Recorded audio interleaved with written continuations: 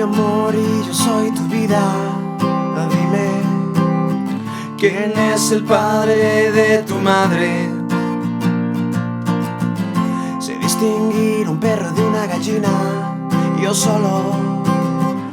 solamente por las plumas.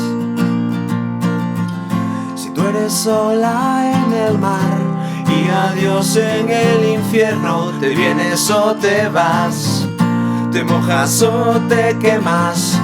Teño un lío de flipar, con tanta metáfora non sei falar. Porque que eu non son cantautor, non son cantautor. Eu non son cantautor, eu solo son un cantamañanas como Jalo no Corral, un cantapenas como Pablo Alborán, un cantajuegos, canta razón tiña miña nai. Porque ela dicíame que para ser famoso tiña que cantar como Bisbal e Bosta Andante, cos morritos.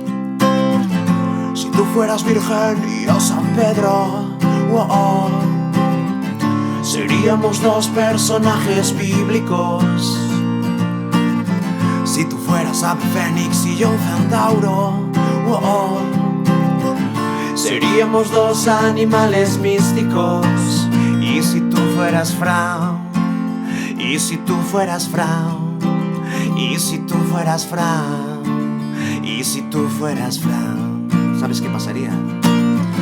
Si tú fueras Fran, el hijo de Lucía, serías Paco de Lucía. Pero no es, pero no es, pero no es, pero no es, pero no es, pero no es. Eu tampouco son, ti tampouco es.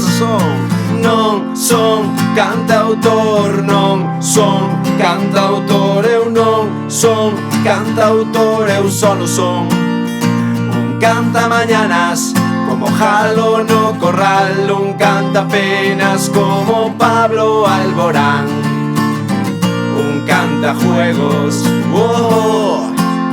canta razón tiña miña nai. Gracias a todos por seguirnos en internet. Seguimos con máis vídeos online. Zoom, en inglés dice, non?